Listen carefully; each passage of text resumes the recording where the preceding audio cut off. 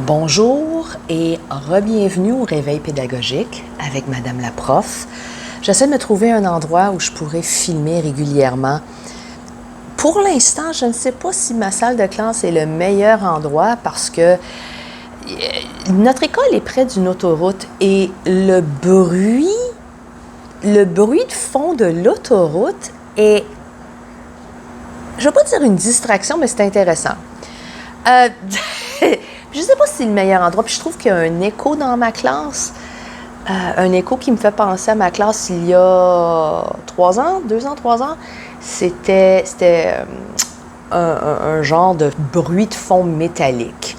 Alors, je suis dans mon bureau, un bureau que je partage avec d'autres profs. Alors, ça ne sera pas une super longue vidéo, mais je vais parler d'un article qui a été publié dans la presse vendredi dernier. Comme un moment propice pour annoncer des mauvaises nouvelles, c'est pas avant une longue fin de semaine. Tu sais, entre vous, public, et moi, comme si il fallait que je donne des mauvaises nouvelles, est-ce que je ferais ça un vendredi après-midi, juste avant l'apéro? Je sais pas. Le timing, là, à revoir. À revoir. Alors, on parle d'une grosse dégringolade et je lis l'article pour vraiment m'assurer que j'ai les bonnes informations. Une grosse dégringolade du taux de réussite en français.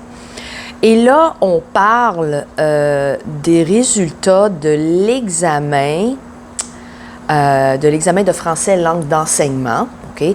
Je ne vois pas de résultats de l'examen de français langue seconde, ni de base, ni d'enrichi. Alors, on parle d'une dégringolade de 4,2 points et... oui, c'est ça. Donc, 4,2 points. Donc, on est passé de 72,1 à... Oh non, excuse, ça c'est la comparaison entre les élèves, les filles et les gars. De 72 à 61 pourcentage, 61%, le taux de réussite. Et la moyenne cette année est de 66,9 comparativement à juste autour de 70 l'année passée. Puis là, on ne compte pas les années de la COVID. Mais je pense qu'on devrait les compter, les années de la COVID, parce que, bon, il n'y avait pas d'examen.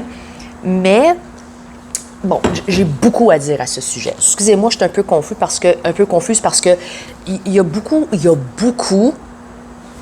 à digérer dans cette information-là. Premièrement, oui, on prend les résultats du privé et du public, puis on se dit « Oh mon Dieu, les résultats du privé sont meilleurs que ceux du public. » OK, oui, mais ça, on l'a toujours su.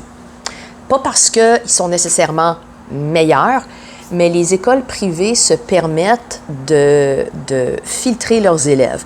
Et les élèves qui sont potentiellement moins bons seront éliminés, seront exclus, c'est-à-dire qui seront envoyés dans d'autres écoles. Parce que si on ne respecte pas une certaine moyenne dans certaines écoles privées, on se fait demander de quitter l'école. Bon. Ce n'est pas le cas de toutes les écoles privées, mais dans certaines écoles privées, on peut se permettre d'avoir des examens des examens d'admission pour avoir les meilleurs élèves possibles. OK? Bon. Ça ne veut pas nécessairement dire qu'il y a un meilleur enseignement, étant donné que les profs pourris existent partout. OK? C'est pas parce que tu es automatiquement dans une école privée que l'enseignement sera spectaculaire. On s'entend? Bon. Ça, c'est numéro 1. Numéro 2. Puis je l'ai mentionné dans une vidéo précédente. Les élèves qui sont affectés par la COVID, par la pandémie, ce n'est pas juste les élèves qui ont été les finissants en 2022, 2023. Tous les élèves qui ont vécu pendant la COVID, incluant les élèves du primaire, incluant les élèves en secondaire 1, secondaire 2. Bon, tous ces élèves-là seront affectés par la pandémie.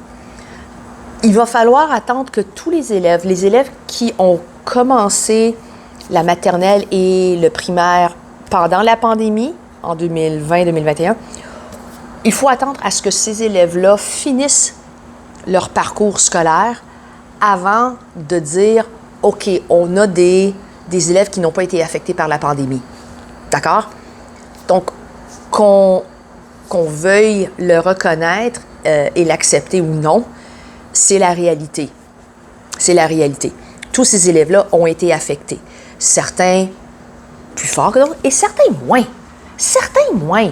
Certains sont sortis de la pandémie indemnes. Et non, je ne parle pas des élèves qui sont dans le privé et qui ont eu un enseignement et apprentissage virtuel alors que les écoles publiques attendaient une annonce de Jean-François Roberge pour nous dire qu'à la mi-mai, on allait retourner à l'école. Hey! OK? Non.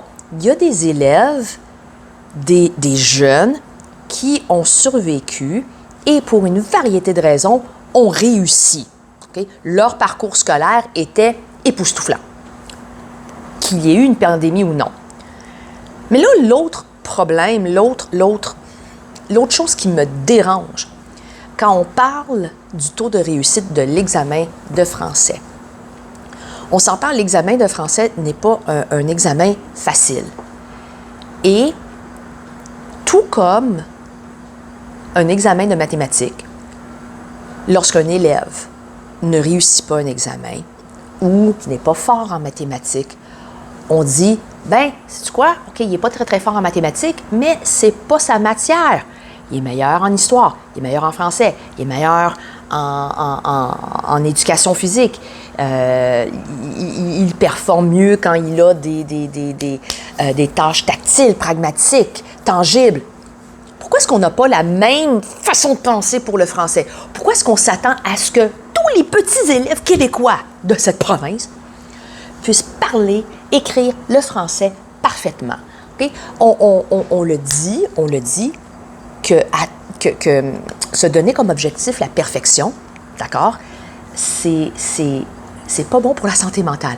Pourquoi est-ce qu'on ne fait pas ça pour le français et l'enseignement et l'apprentissage du français? Pourquoi est-ce qu'on ne donne pas différents niveaux, différentes voies, différents cheminements pour l'apprentissage du français, comme on le fait pour les mathématiques et les sciences? Pourquoi est-ce qu'on ne fait pas ça? Pourquoi est-ce qu'on essaie de créer un idéal impossible à atteindre pour un élève moyen? Et là, le problème, c'est qu'on est en train de devenir une société névrosée quant à la réussite du français. Puis qu'on vienne pas me dire qu'on a des politiciens, puis des spécialistes qui... J'écoute la radio en français, OK? Je regarde la télé, je regarde certaines émissions en français. Puis, la personne moyenne, là, pas Molière, OK? Pas Michel Tremblay, OK? Pas Jacques Godbout. Oh, quoique Jacques Godbout, dans ses romans, là, sa ponctuation, sa mise en page était spéciale. Preuve qu'on n'est pas obligé d'être des perfectionnistes en français pour maîtriser la langue. Puis moi-même, je fais des erreurs. Je trébuche. Parce que j'ai tendance à penser comme 15 mots d'avance, puis j'oublie les premiers mots que j'ai utilisés. Et des fois, je fais des erreurs d'accords, de conjugaison. Reprise du pronom. C'est normal. Mais là, je crois qu'on est en train de créer des élèves, des jeunes, de futurs citoyens qui se sentiront toujours inférieurs vis-à-vis non seulement l'apprentissage de la langue, mais l'apprentissage tout court. Que l'apprentissage devient un genre de summum à atteindre.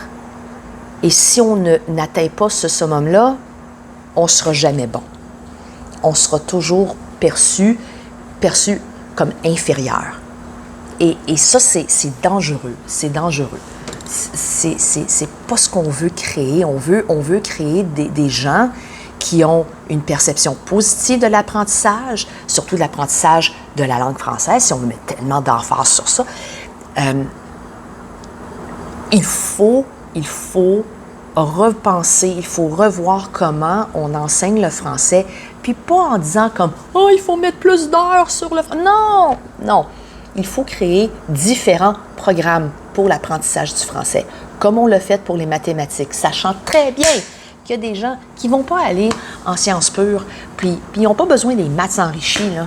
Le bon vieux maths 536 comme dans mon temps, là, mais c'est comme une maths scientifique, technique, là. Il y a différentes là, catégories. On se comprend? Je crois que faire peur à la population comme ça, comme quoi nos jeunes ne sont plus capables d'écrire, je crois que c'est la pire des choses à faire si on veut améliorer nos résultats. Sur ce,